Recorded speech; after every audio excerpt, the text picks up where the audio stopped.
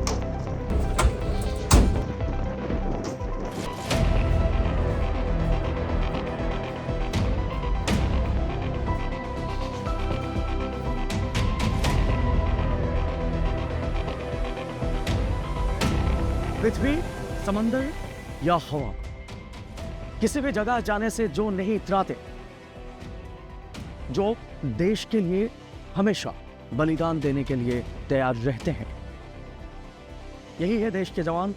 Assam rifles के ऊपर हमारा विशेष कार्यक्रम कर्तव्यम सर्वोत्तम।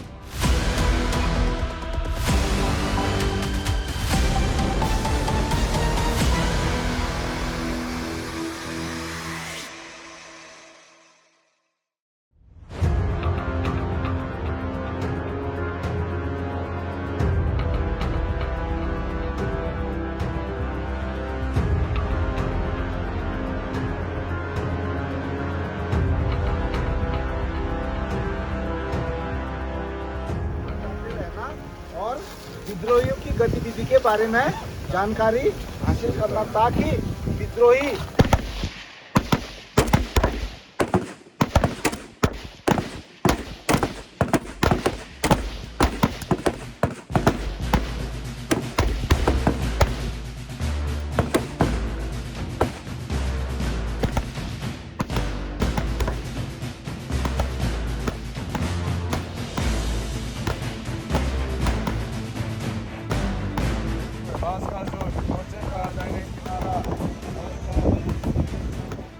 of Human number 5042742 recruit GD RL Sebastian Anand Kawang Company. Games of Shriman number 5042745 recruit GD। आखिरी सांस तक इस मोर्चे को नहीं छोड़ूंगा श्रीमान।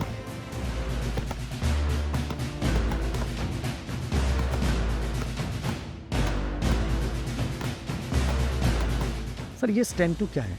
ये डिस्टेंट तो हम क्या करते हैं, कैंप की सिक्योरिटी के लिए करते हैं। और रिक्रूट्स को कैसे सिखाया जाता है? रिक्रूट को इसको पहले हम क्लास में सिखाते हैं, उसके बाद फिर ग्राउंड में हम उसको प्रैक्टिकल कराते हैं।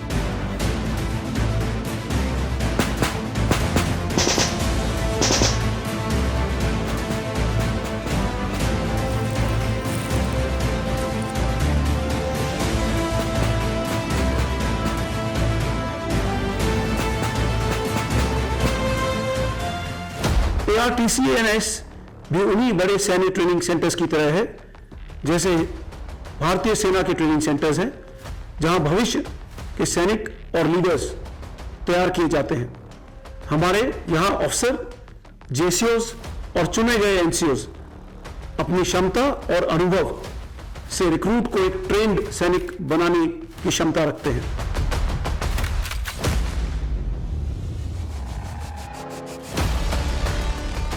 सर हम जानना चाहेंगे आसाम राइफल्स में जो ट्रेनिंग होते हैं, ये ARTCS ये क्या है? Assam rifles training centre and school, जी, जैसा कि नाम से ही जाहिर है, इसके 2 कंपोनेंट्स हैं, जिस सेंटर और स्कूल। जो सेंटर कंपोनेंट है उसका प्राइमरी रोल है रिक्रूट ट्रेनिंग, यानी कि एक रिक्रूट का ट्रेन सोल्जर या एक राइफलमैन या राइफल वुमन बनने तक का जो सफ़र है जी, वो ट्रेनिंग सेंटर के अंदर होता है। और जो स्कूल कंपोनेंट है उसका रोल है जो हमारे ट्रेन सोल्जर्स जी, यानी कि इन सर्विस ट्रेनिंग जो असम राइफल्स के अंदर होती है वो स्कूल कंपोनेंट के अंदर होती है। बेसिक ट्रेनिंग जो कि 28 हफ्ते का होता है। 28 हफ्ते बेसिक ट्रेनिंग करने के बाद रिक्रूट को 3 हफ्ते का ब्रेक दिया जाता है, यानी कि छुट्टी दी जाती है जब वो घर जा सकता है जी। और वापस आने के बाद फिर वो एडवांस ट्रेनिंग करता है जो कि 12 हफ्ते की होती है। और 12 हफ्ते ट्रेनिंग ख़त्म करने के बाद फिर 1 हफ्ता उसे मिलता है अटेस्टेशन की तैयारी करने के लिए। यानी इस प्रकार टोटल 44 हफ्ते की ट्रेनिंग करके एक रिक्रूट एक राइफलमैन या राइफल वुमन बनता है और उसके बाद अपनी अपनी यूनिफॉर्म में जाता है। Charlie 1 for control over।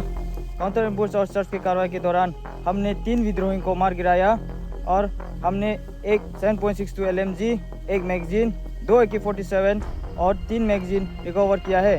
हमारा अगला आदेश क्या है? ओवर।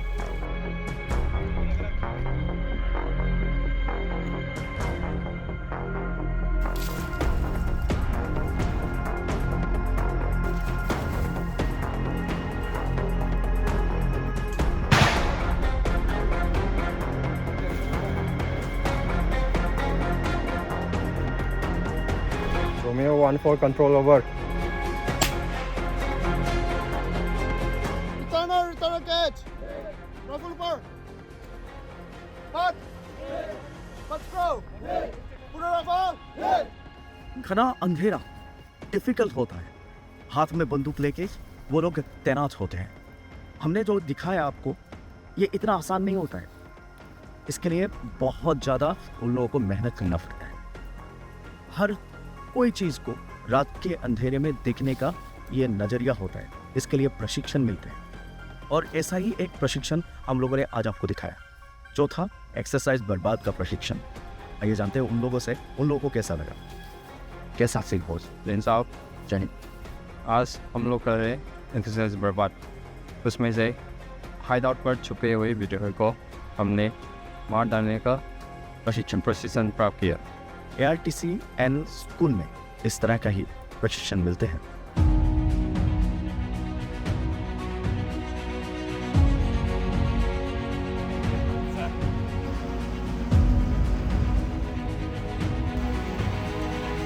अभी हम कैंप में पहुंचने वाले हैं।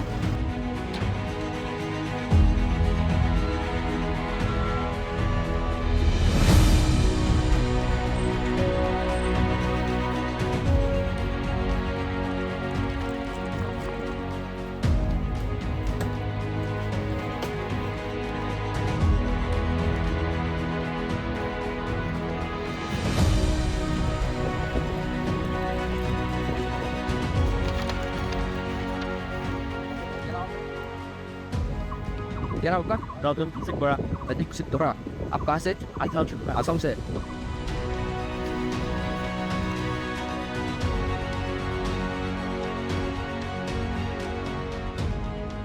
नया रिक्रूट के लाइफ पे लगा हुआ वो ये भर्ती होने वाले हैं, पहले से जो काम कर रहे हैं उन लोगों का भी एक्सपीरियंस जानना चाहूँगा।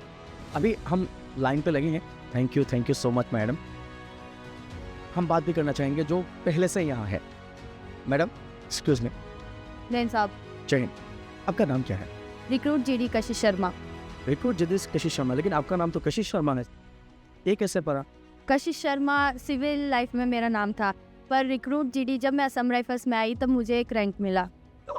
अभी कैसा लग रहा है? देखिए आपके सामने आप भी ऐसे ही आए थे पहले जी। अब आपका इतना दिनों का ट्रेनिंग चल रहा है जी। क्या दिख रहे हैं आपको? अंतर कुछ दिख रहा है? अपने पुराने दिन याद आ गए, जब हम आए थे हमारे भी बाल ऐसे ही लंबे थे, अब कटवा दिए। तो कैसा लगता है? बुरा लगता है क्या? स्टार्टिंग में तो बहुत बुरा लगा था जब हमारे लंबे बाल काटे, बट फिर जब हमारी ट्रेनिंग शुरू हुई तब समझ में आया कि हाँ नहीं ये ठीक था। अभी पूरा कंफर्टेबल है बाल के साथ? अच्छा, इंस्पिरेशन कहाँ से मिलती है आप? मेरे फादर भी पहले असम राइफल्स में थे, तो उन्हें देख देख के मुझे बहुत मतलब अच्छा लगता था, बहुत इंस्पायर हुई मैं उन्हें देख के। अब ऐसा फील हो रहा है यहाँ आके कि नहीं बहुत अच्छा है, मोटिवेशन मिल रहा है यहाँ के हर एक चीज़ करके।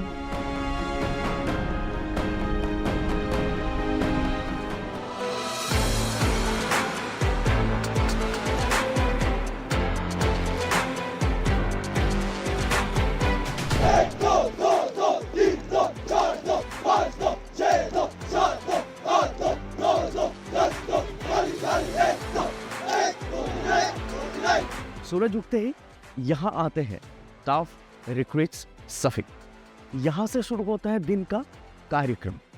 यहाँ से अलग अलग जगहों पर उन लोगों को ले जाया जाता है। जो देख रहे हैं आप रेड सॉक्स पे, वो है इंस्ट्रक्टर एक बैटलियन के, और बाकी सब उनका कमान मानते हुए दिन का ऐसे ही शुरुआत करते हैं। श्रीमान, आज की पीटी परेड के ऊपर 211 रिक्रूट, 3 बटालियन स्टाफ 80, इंस्ट्रक्टर्स 15।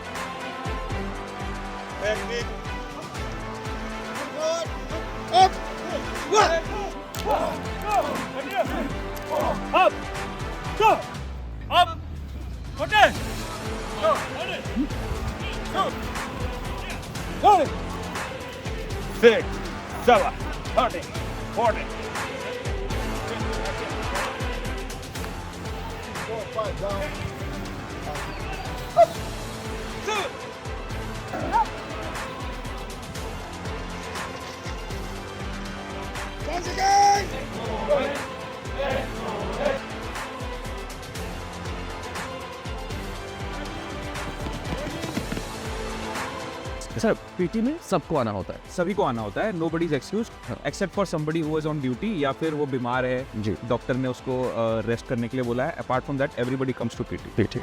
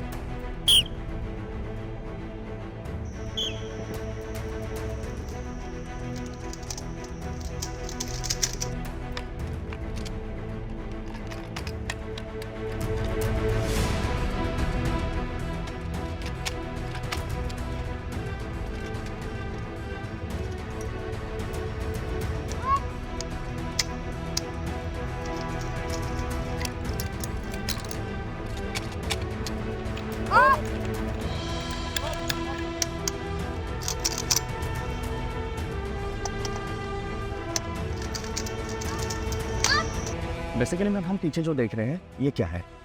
ये सर ट्यूसिटी है, जो कि मैक्सिमम क्या होता है कि हमारे जो ऑपरेशंस होते हैं वो नाइट में होते हैं, जी ठीक है।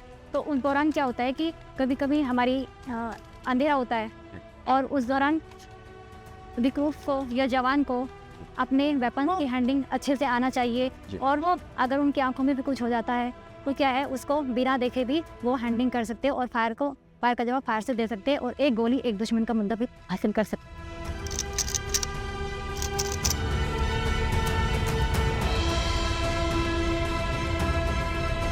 Make it happen, shock everyone. तो यहाँ जो गोली चलाते हैं, हम लोगों को भी मैकेनिज्म पता नहीं है कि गोली कैसे चलती है, गोली चलाने के बाद अंदर क्या होता है, उसका मैकेनिज्म क्या है।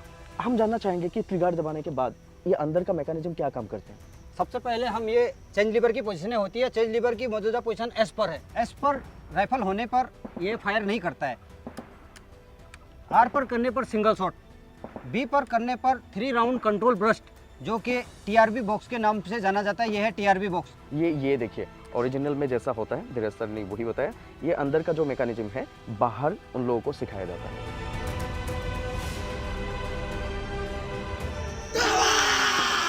जब आप यहाँ से जंप करते हो ताश सस के लिए, तो दोनों पैर एक साथ जमीन पे पड़ने चाहिए, ठीक है। ये और नजर बिल्कुल सामने, और कमर बेल्ट की लाइन में राइफल, ताकि आपकी नजर दुश्मन के ऊपर होनी चाहिए। क्लियर है? Okay, again.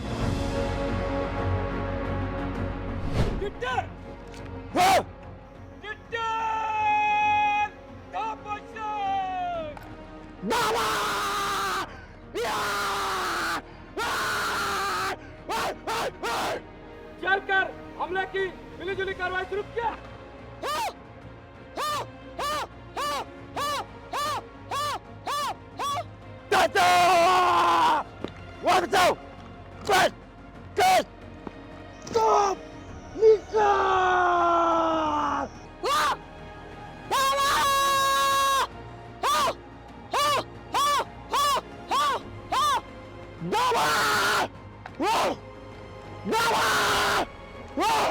ट्रेनिंग के दौरान ये जोश कहाँ से आते हैं? पहले जब हम आए थे तब तो हम आम इंसान थे, कुछ भी नहीं आता था हमें। ये राइफल भी हमें बहुत भारी लगता था, ऐसा लगता था कि बहुत बड़ा पत्थर उठा लिया हुआ, ऐसा लगता था। ट्रेनिंग के दौरान सब सिखाया जाता है यहाँ पे कि हमें ट्रेन किया जाता है कि दुश्मन से लड़ने के लिए हम कैसे लड़ सकते हैं। लड़ाई के दौरान जब दुश्मन से मुठभेड़ हो जाते हैं या हमारे पास एमिनेशन ख़त्म हो जाते हैं, तो हम तब बेनेट की इस्तेमाल करते हैं। एक RL-डेड फायर की कार्रवाई किस प्रकार से करता है, इसी का नमूना मैं नंबर 1 की हैसियत से लॉन्चर पर बयान के साथ दूंगा। नंबर 2 का काम करने के लिए रिक्रूट बसेरा स्थान ले। लिनिक पोजीशन, उठा launcher side bag rifle container. लिनिक पोजीशन, उठा launcher rifle side bag container.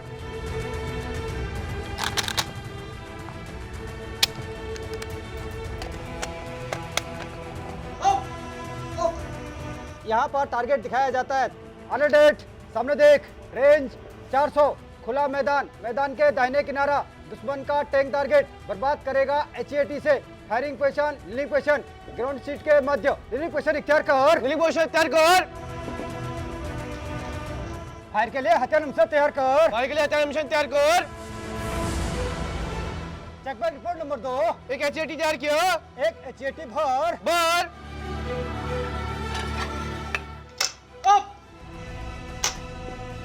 और राउंड फायर हो जाता है।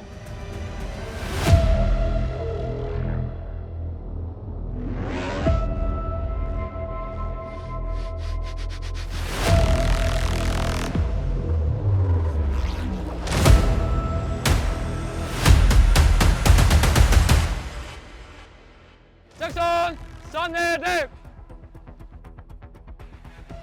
लगभग 40 मीटर 9 बजे की लाइन, बास्केटबॉल का पोल नंबर 1, सी 12 डिग्री, एक LMG बंकर, सी। असम राइफल्स हमेशा पहले से चप्पा चप्पा जानती है सब। नॉर्थ ईस्ट में कहाँ क्या है सब कुछ जानते हैं सर। गूगल मैप से भी ज़्यादा बेहतर जानते हैं सर। इसलिए आर्मी हो या कोई भी हो सर, डिफेंस के सेक्टर में सर असम राइफल्स के ऊपर भरोसा करते हैं। ऑफेंसिव और डिफेंसिव ऑपरेशन के दौरान जी टारगेट और ज़मीनी निशान का बयान और पहचान करने का तरीका तो किस प्रकार से होता है तो यहाँ पर सिखाते हैं हम। चुमी तो ट्रेडिशन का उसका सूत्र दिखा लो। सेक्शन सामने लगभग 120 मीटर, एक गोल दरकट। सेक्शन का मध्य जवान 42 लाइन तक सेक्शन का आमरू थोड़ा दाहिने लगभग 125 मीटर चौड़ सीधे।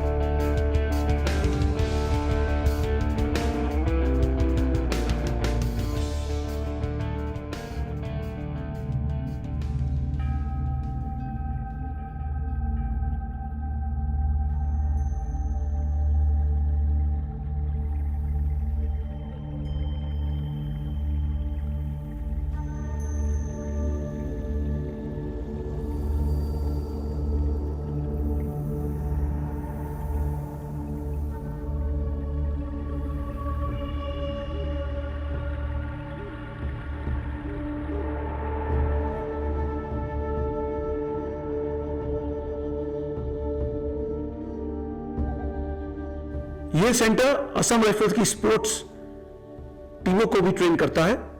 आज असम राइफल में 11 इंटरनेशनल खिलाड़ी और 90 नेशनल लेवल के खिलाड़ी हैं।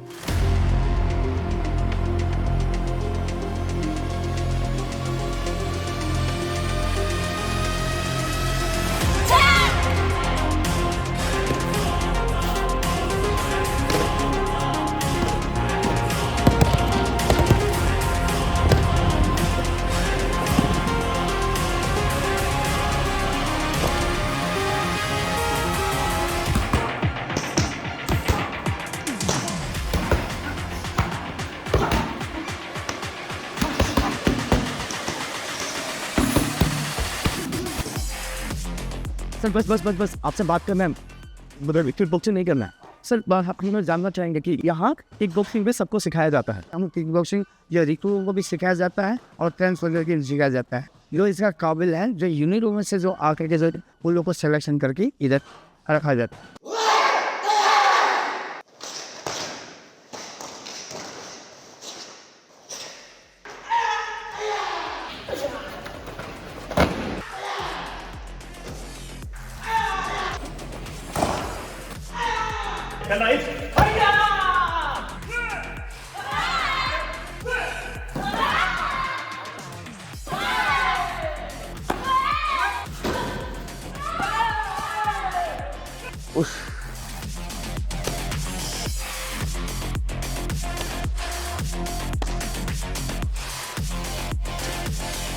तो सर हम और नहीं कर सकते, आपसे पूछना चाहूँगा सर यहाँ पर कब कब सिखाया जाता है sir? Preparation sir, morning parade होता है सर हमारा। हाँ, जैसे पीटी पीरियड होता है स्पेशल इनको स्पोर्ट्स के लिए यहाँ फौज में एक्सक्यूज की दिया जाता है और रिक्रूटमेंट अभी स्पेशल स्पोर्ट्स कोटा फौज में आ रहा है सर जी गुड, जो कि बिल्कुल नेशनल इंटरनेशनल मेडलिस्ट जो भी प्लेयर है तो उनको अपॉर्चुनिटी दिया जाता है कि फौज में आके अपना गेम को और डेवलप करें। जी जी जी इसको यहाँ आने के बाद एक प्लेटफॉर्म मिल जाता है कोई भी प्लेयर को जी, फाइनेंशियली सपोर्ट मिल जाता है, इक्विपमेंट हाँ एवरीथिंग मिल जाता है, एवरीथिंग यहाँ से गवर्नमेंट से अप्रूव हो जाता है। Yes. यहाँ पे मोरल और हाई हो जाता है। और थैंक यू।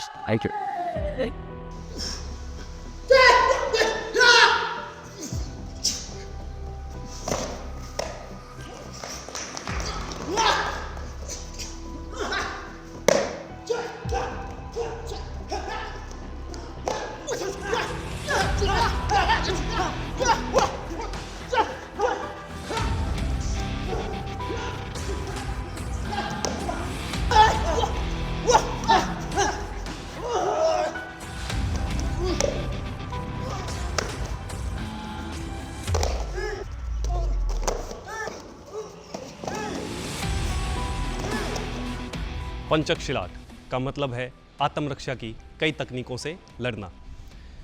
यह मार्शल आर्ट इंडोनेशिया के अंदर डेवलप हुई। असम राइफल के अंदर पंचक शिलाट टीम 26 अगस्त 2022 को बनाई गई। इसके अंदर हम striking, throwing, grappling, joint locks और वेपनरी शामिल करते हैं।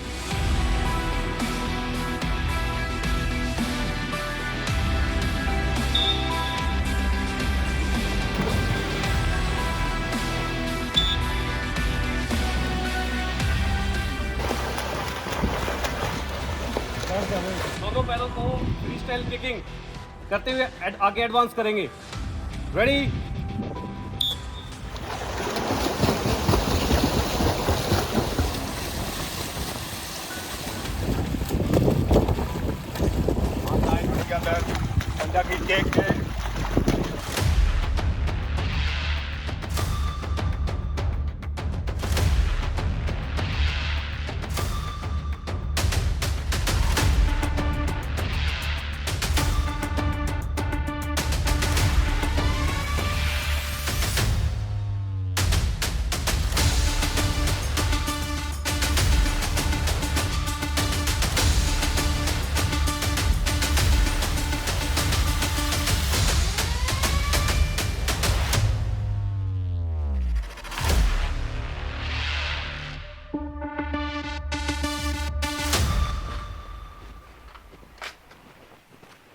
सर वैसे ये प्लाटून लेके हम जा कहाँ रहे हैं सर? हम जा रहे हैं आज के लिए एक सपोज कि एडीपी हमको एरिया डोमिनेशन करना है हमारे इलाके का जी, तो सेम जंगल का इलाका है जी। हम वहाँ जाके एरिया डोमिनेशन करेंगे जिसमें हम सबसे पहले हमारा स्क्वाड जो है आगे चल रहा है जी, आगे कहीं भी कोई इंसर्जेंट मिल सकते हैं जी जी। तो विद्रोही से हालात निर्मूल हमारा स्क्वाड टैक्टिकली मूव कर रहा है। बिल्कुल हमारे पास एक सेक्शन मूव कर रहा है सर। सेक्शन जी। सेक्शन में कितने लोग हैं सर? सेक्शन में अभी 6 लोग हैं हमारे पास। हाँ जी, अभी 6 लोग मूव कर रहे हैं हमारे 4 लोग से। तो आगे जैसे हमको कोई विद्रोही दिखाई देगा हाँ सर, तो तुरंत हमारे यहाँ पे भी ट्रेनिंग के दौरान मैं इसको कमांड दूंगा कि कौन सी पोजीशन से और कौन सा फायर करना है। तो इंसर्जेंसी में कहीं भी हमको विद्रोही मिल सकते हैं इंसर्जेंट। जी जी जी जी। तो इसके लिए हम तैनात हैं बिल्कुल। हम जो भी हरकती मूवमेंट कॉलम होता है उसको आँख और कान कहते हैं, जो हमारा आगे वाला बंदा चलता है सर जी। ये जिस हिसाब से पोजीशन लेगा बाकी का पीछे का ट्रुप सेम वैसे ही पोजीशन ले लेगा। बाएं दुश्मन लाइन पोजीशन,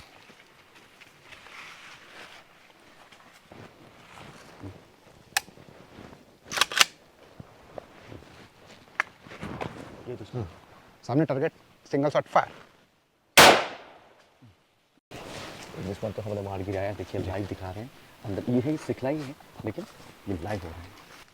हाँ खड़े हो स्क्वाड, रोटरी खड़े हो जा, मूव सेम टैक्टिकली सभी सर। उनके इशारे इसके इशारे पे जैसे स्क्वाड हमारी पूरा ट्रोली फिर अलर्ट होकर आगे अपने जहाँ पे जो हमारा टास्क है टास्क के लिए हम मूव कर दिए सर। आगे कहीं से विद्रोही और हमको मिल सकता है क्योंकि विद्रोही हमेशा सिंगल कमी हो सकता है, वो 2-4 का ग्रुप आगे भी कहीं ऐसी जगह एम्बुश ला के बैठा हुआ छुपा हुआ मिल सकता है हमारे। हाँ बाएं दुश्मन लाइन पोजीशन, फायर। अभी सबसे ऊपर है ये तो ये सेफ है, बीच में करेंगे तो ऑटोमेटिक फायर करेगा और जब नीचे कर देंगे इसकी पोजीशन को यहाँ पे तो ये रिपीट सिंगल शॉट फायर करता है। अगर इसको यहाँ पे करेंगे तो ये ऑटो फायर करेगा सर, और यहाँ पे कर देंगे तो ये सेफ हो गया। अभी ये सर ये फायर रेंज के लिए बनाया गया है असल में, कुछ के लिए आप लोग यहाँ पे इन लोगों को सिखाने के लिए हम यहाँ पे सिखाने के लिए स्पेशल बनाया गया है। इसमें हम हमेशा जो भी रिक्रूट्स आते हैं उनकी ये ट्रेनिंग है, इसमें एक टेस्ट शामिल है।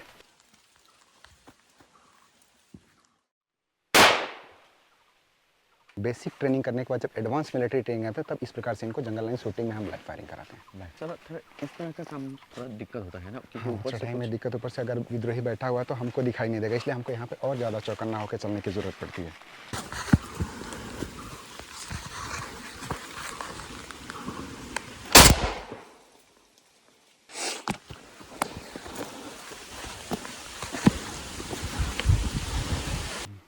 बाएं दुश्मन लाइन पोजीशन फार।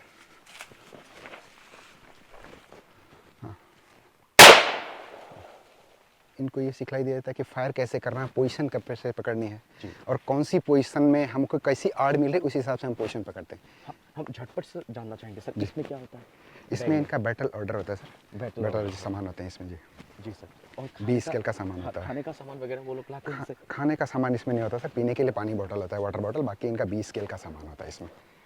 जी। और इन लोगों को कैसे पता होता है कि किधर देखना है, क्या करना पड़ता है? वो पूरा ट्रेनिंग के दौरान? ट्रेनिंग के दौरान हम इनको सिखाते रहते हैं कि आपको कैसे हरकत करनी है, कौन सी पोजीशन में हरकत करनी, कौन सी फाइल में, जंगल में इलाका कैसा, अगर हमको सिंगल पतला रास्ता है तो सिंगल फाइल फॉर्मेशन में हरकत करेंगे। जी। जिस इलाके ज़मीनी बनावट को देखते हुए हम उनको कैसी हरकत करनी, चीज़ों को सिखाते रहते हैं। और सर ये बंदूक क्या है? ये बंदूक के बारे में लास्ट में जानना चाहेंगे। ये बंदूक है सर 7.62 mm AK-47। इसका खासियत क्या है सर?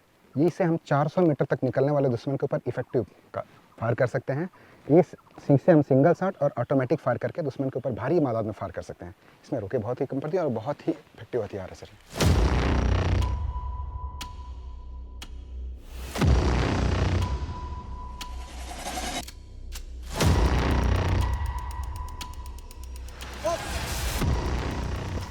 कर दिया है।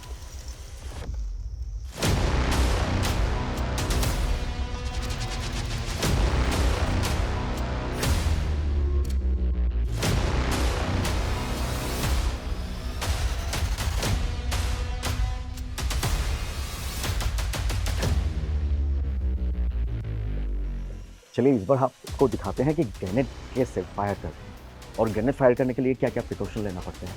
हम इंस्ट्रक्टर से बात करते हैं। सर हाँ, यहाँ ग्रेनेड फायरिंग होगा थोड़े समय पहले, कैसे तैयारियाँ किया जाती है और इसे कैसे फायर करते हैं?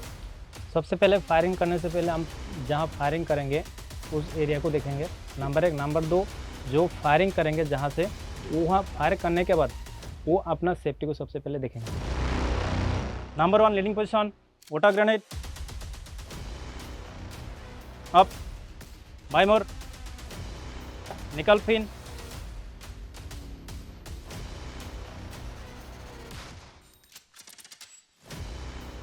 फायरिंग पोजीशन,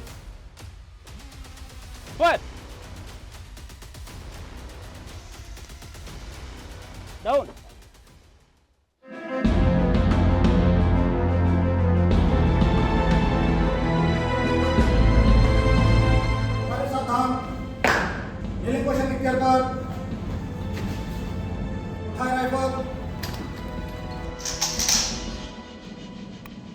टारगेट दिखाई देता है।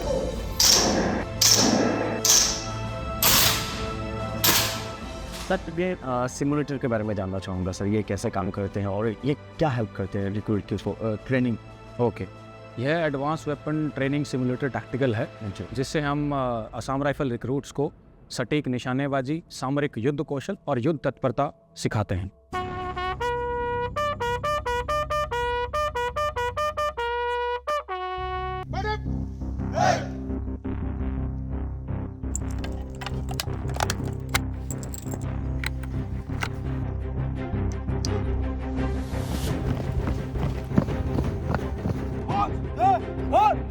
Number out.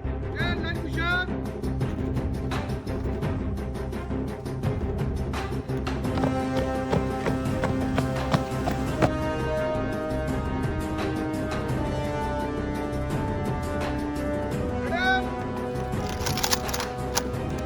सामने टारगेट, अपने अपने टारगेट पर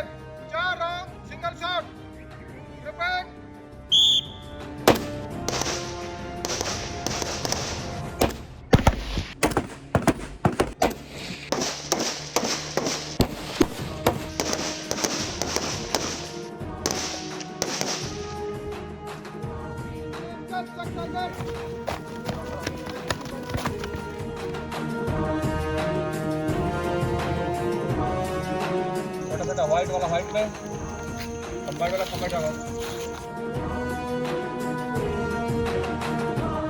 सर हमने देखा कि यहाँ फायर हुआ, फायर होने के बाद हमने वहाँ देखा कि 1 2 3 4 5 6 7 8, उसके बाद एक रेड फ्लैग, उसके बाद यहाँ टारगेट, यहाँ सब कुछ जानना चाहूँगा। ये जो है नंबर ऊपर में लगा है, उसके बाद जो है टारगेट है, इसको जो है यहाँ से जो फायरर का सीस को अलाइन करने के लिए जो है नंबर लगाया जाता है। जो आपको टारगेट 8 दिखाई दे रहा है, ऊपर में भी नंबर प्लेट 8 लिखा होगा।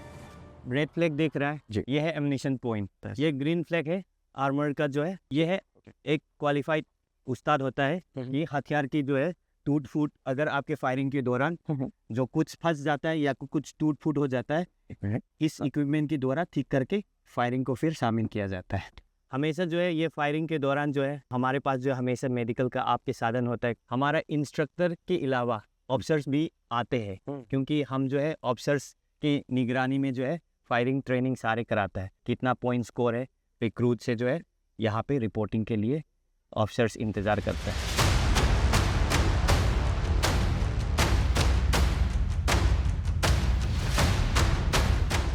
Kilo 8 alpha 4, kilo 8 echo, message over. Kilo 8 alpha, message pass over. Alpha 4 echo, section target, grid reference 5-8 सिवर, height 200 metre, Oscar tango 3-6 degree, fire over. Height 200 metre, Oscar tango 3-0 degree, fire, wait. Numbers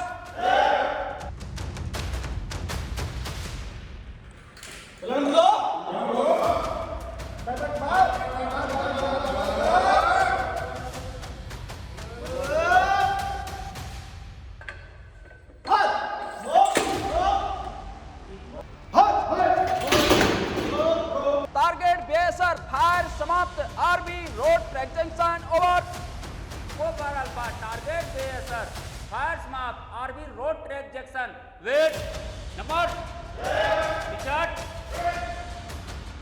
आराम से तो बैठी class सोचे और बताए। 81 mm motor से लड़ाई के दौरान कितने प्रकार का एमिशन फायर किया जाता है? राइफलमैन विकास तोमर। 3 प्रकार का स्टार्ट।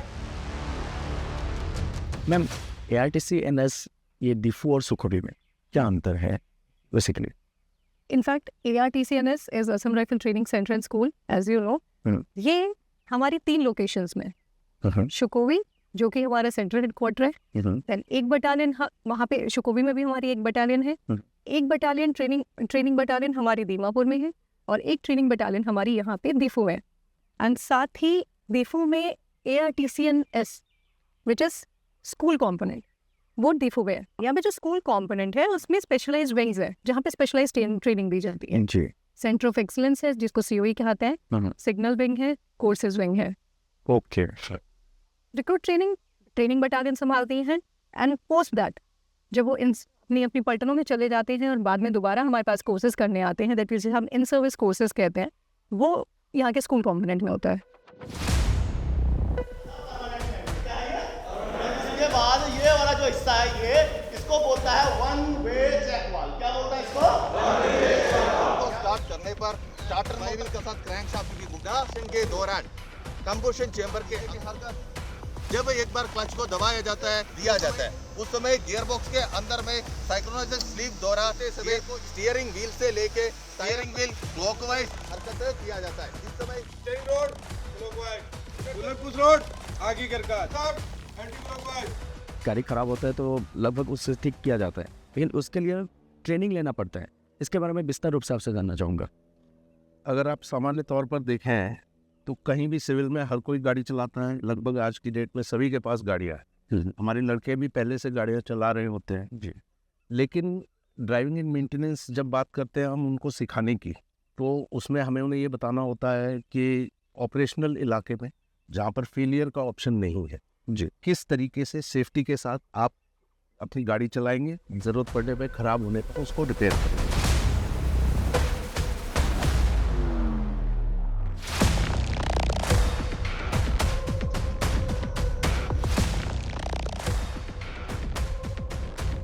ये जो मार्किंग है, ये वाली जो मार्किंग है, ये मार्किंग सड़क के ठीक है, क्लियर है।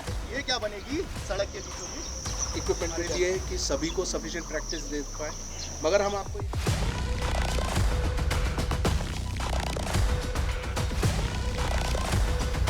गाड़ी तो हम सभी चलाते हैं, लेकिन रोड पे जो लिखा होता है, जो साइन होता है, जैसे वाइट कलर हो गया, येलो कलर्स हो गया, ये सब का मीनिंग हमें पता है। कुछ तो हमें पता होता है, लेकिन इसका क्या मायने रखते हैं, यहाँ पर हम आपको एक 3D मॉडल में दिखाना चाहेंगे। ये येलो के बीच में ये जो रेड है, ये क्या? हाँ, ये जो येलो रेड बना रखा है, ये है दोनों साइड, इनको बोलेंगे येलो साइड ब्रोकन लाइन। उसमें बीच में ये रिफ्लेक्टर बना दिया जाता है। ये क्या करता है, सड़क के लास्ट किनारे को दर्शाता है। ये हमेशा कैसे जो डिस्टर्ब, जैसे मान लो पहाड़ी एरिया में बैंड देना है, उन चीज़ों में रिफ्लेक्टर लास्ट किनारा, इसके नीचे या खाई भी हो सकती है या कुछ और भी हो सकता है, जिससे कि क्या होगा, ड्राइवर को आगाह हो जाएगा कि ये सड़क का लास्ट किनारा है।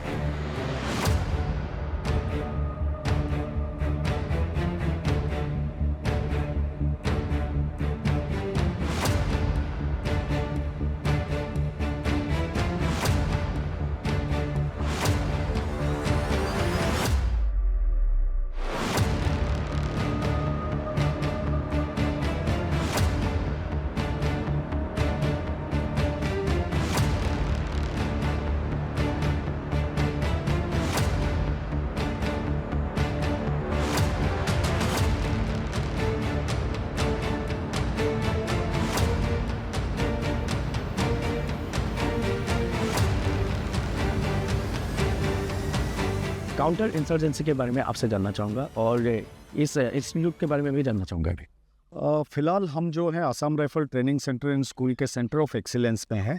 ये एक मिनिस्ट्री ऑफ होम अफेयर्स द्वारा काउंटर इंसर्जेंसी की ट्रेनिंग के लिए सेंटर ऑफ एक्सीलेंस बनाया गया है, जो कि सारे सेंट्रल आर्म पुलिस फोर्स और स्टेट पुलिस को भी ट्रेन करता है, आसाम राइफल के जवानों को ट्रेन करने के अलावा। Centre of excellence specially counter insurgency के अलावा सारे स्पेशलाइज ट्रेनिंग पर ध्यान देता है, जैसे कमांडो ट्रेनिंग हो गया, IDBD ट्रेनिंग हो गया, स्नाइपर ट्रेनिंग हो गया, इन सब पे हमारा ज़्यादा ध्यान रहता है।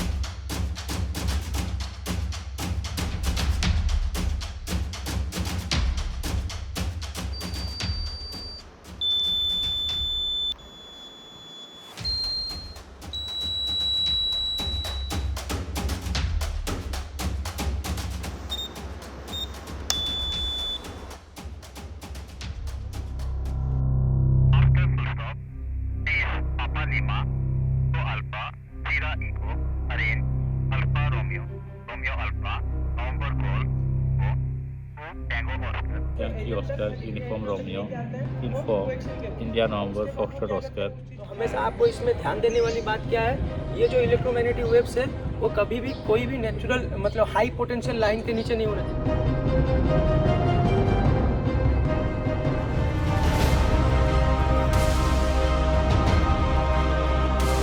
सिग्नल्स विंग ट्रेनिंग सेंटर बहुत मायने रखते हैं ये, क्योंकि इसी से तो उन लोगों को सिग्नल्स मिलते हैं, इसी से उन लोगों को पता चलता है कि क्या करने वाले हैं, कहाँ सिग्नल भेजते हैं। और कुछ शायद आपको भी मालूम होगा, कुछ हमें भी मालूम है, लेकिन ज़्यादातर हमें सब कुछ पता नहीं होता है कि एक सिग्नल्स के अंदर उन लोगों को कैसे ट्रेनिंग दिया जाता है।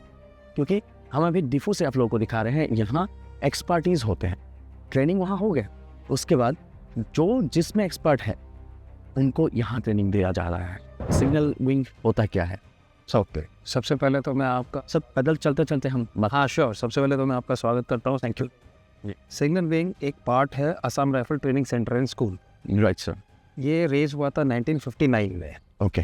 और हमारा काम यहाँ पर है कि हम जितने असम राइफल के सिग्नल्स रिगार्डिंग कम्युनिकेशन इक्विपमेंट है उसके बारे में हम लोग ट्रेनिंग देते हैं। Right sir. हम लोग इंफॉर्मेशन टेक्नोलॉजी में पूरी ट्रेनिंग देते हैं, साइबर सिक्योरिटी के बारे में ट्रेनिंग देते हैं। ओके। साथ ही साथ में ऑप्टिकल फाइबर ने केबल नेटवर्क्स, उनको जोड़ना, उनको बिछाना, फील्ड कंडीशंस में उनको लगाना, पीस कंडीशंस में उनकी कम्युनिकेशंस की रिक्वायरमेंट्स देखना। जी। साथ में साइबर सिक्योरिटी एक इम्पॉर्टेंट एस्पेक्ट है, हम उसको पूरा कवर करते हैं। जी। और ये सारी की सारी ट्रेनिंग हम लोग यहाँ पर सिग्नल विंग में कराते हैं। सिग्नल विंग में कराते हैं। और ये सिग्नल विंग में हम लोगों के पास में क्वालिफाइड इंस्ट्रक्टर्स हैं जो कि अपने अपने कोर्सेज में अव्वल लेकर आए हैं और उनको यहाँ पर आके असम राइफल्स के हर एक रिक्रूट्स को और एयर सर्विस ट्रेनिंग्स को ट्रेन कराने का मौका मिला। हमें जानना था सर, इधर क्या हो रहा है? वाइड बैंड डिपोल हम देख रहे हैं सर, ब्रॉड बैंड डिपोल, एक कहाँ क्या हो रहा है सर? ये हमारे पास में रेडियो कम्युनिकेशन के लिए अलग अलग एंटेनाज। जी। सो ये एंटेनाज हम लोगों को लॉन्ग रेंज कम्युनिकेशन जब देना होता है हाई फ्रीक्वेंसी के ऊपर में, सो उनके लिए एंटेनाज यूज़ होते हैं। जी। और वैसे ये हमारा एंटीना पार्क है जी, जहाँ पर हम लोगों ने अलग अलग टाइप के एंटीनास क्या होते हैं, किस प्रकार के होते हैं, कौन से रेडियो सेट में क्या लगता है, कोई शॉर्ट रेंज कम्युनिकेशन के लिए है, कोई लॉन्ग रेंज कम्युनिकेशन के लिए है, कोई स्काई वेव कम्युनिकेशन के लिए है, उसके लिए एंटीनास को यहाँ पर ट्रेनिंग्स को सिखाने के लिए यहाँ पर बिछा के रखा है। Right sir. जी। और सर उस रूम में क्या है sir?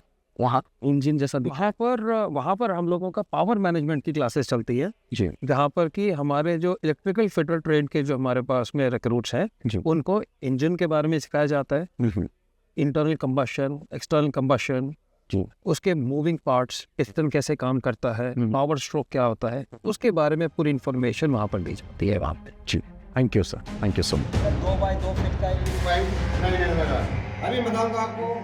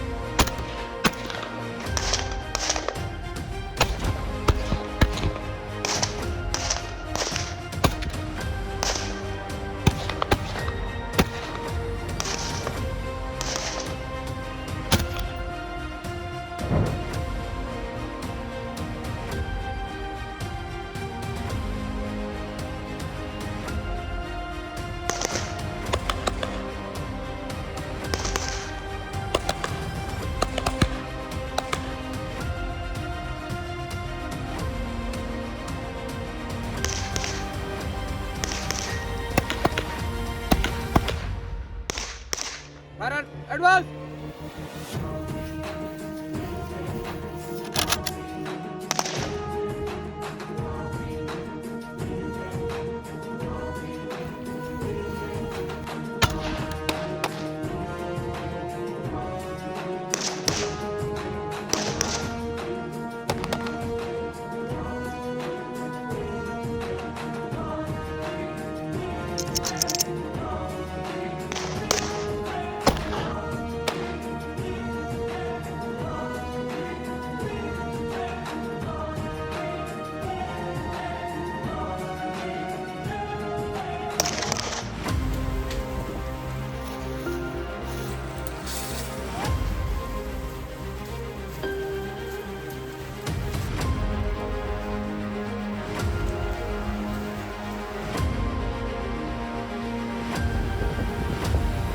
Bravo 2 pass over.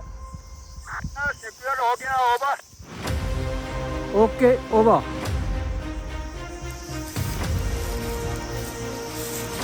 Move.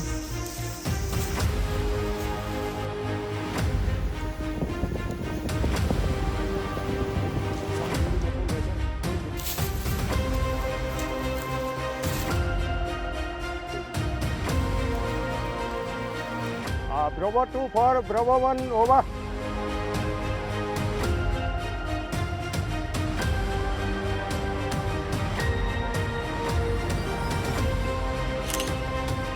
India Myanmar का बॉर्डर गार्डिंग का ये जिम्मेदारी असम राइफल्स लेती है। एसएसबी का उसी तरह नेपाल और भूटान के साथ इंडिया का गार्डिंग होता है। उसी तरह ही आईटीबीपी इंडो चाइना यानी इंडिया चाइना का गार्डिंग का जिम्मेदार होता है। और उसी तरह से बीएसएफ जो इंडिया पाकिस्तान यानी इंडिया बांग्लादेश बॉर्डर का जिम्मेदारी लेते हुए देश की सेवा करती है। पुराना वाले के साथ अभी का मिल रहा है। इसको एक बार और काटो।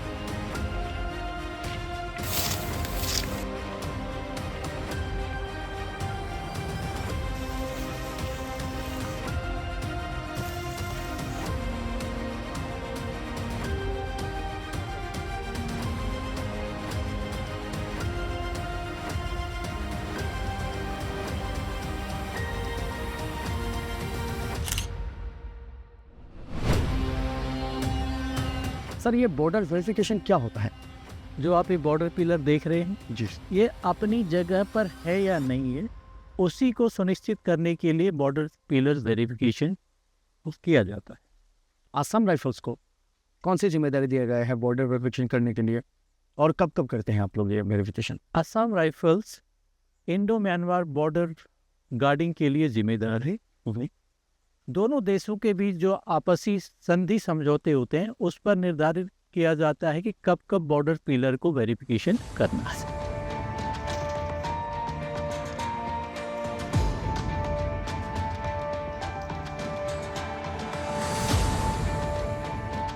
आप लोगों का अभी ये लास्ट पड़ाव है लॉन्ग रूट मार्च का 40 किलोमीटर। तो क्या आप अभी सभी रूट मार्च जाने के लिए तैयार हो? रेडी गो।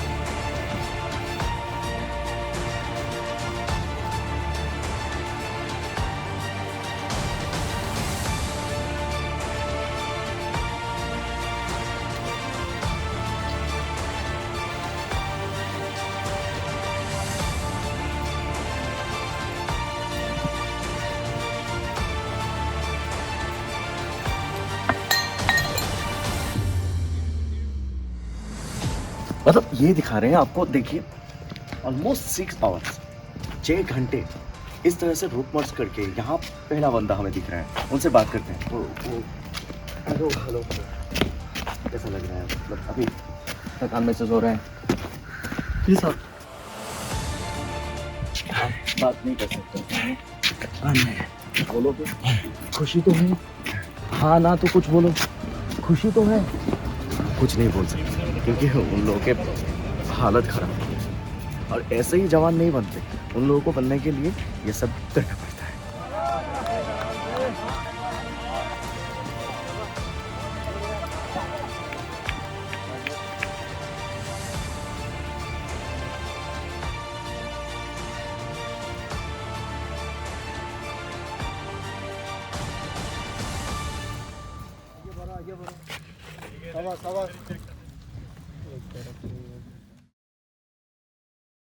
ये है बड़ा खाना। क्या है बड़ा खाना? चलिए दिखाते हैं।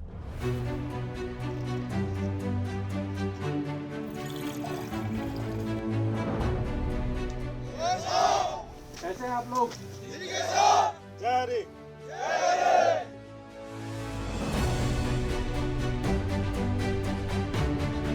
जैसा कि आप सभी जानते हैं, आज का यह मन को मजबूत बनाया और असम राइफल्स के मूल्यों, त्याग, अनुशासन।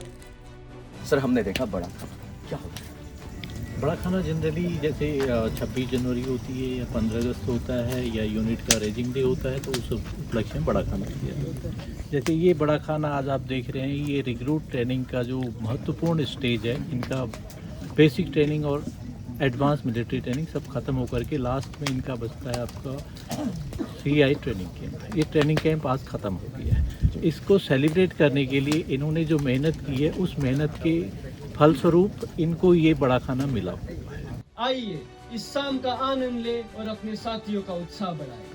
आज दिल पे हाथ रख के ये कसम हम लेते हैं, ना झुकेंगे ना झुकेंगे ना झुकेंगे हम कभी।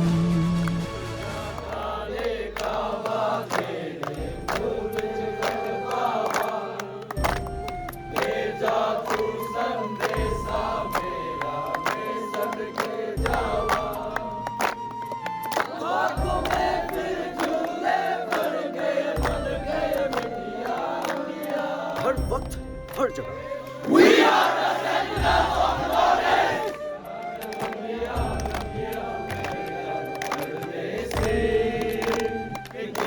असम राइफल्स ट्रेनिंग सेंटर की स्थापना साल 1959 में मिसामारी में हुई थी। 1962 में इसे दीमापुर लाया गया और सितंबर 1994 में इसका नाम रखा गया Assam rifles training centre and school. Assam rifles का यह ट्रेनिंग सेंटर न सिर्फ असम राइफल बल्कि पूरे देश की भी शान है। जय हिंद।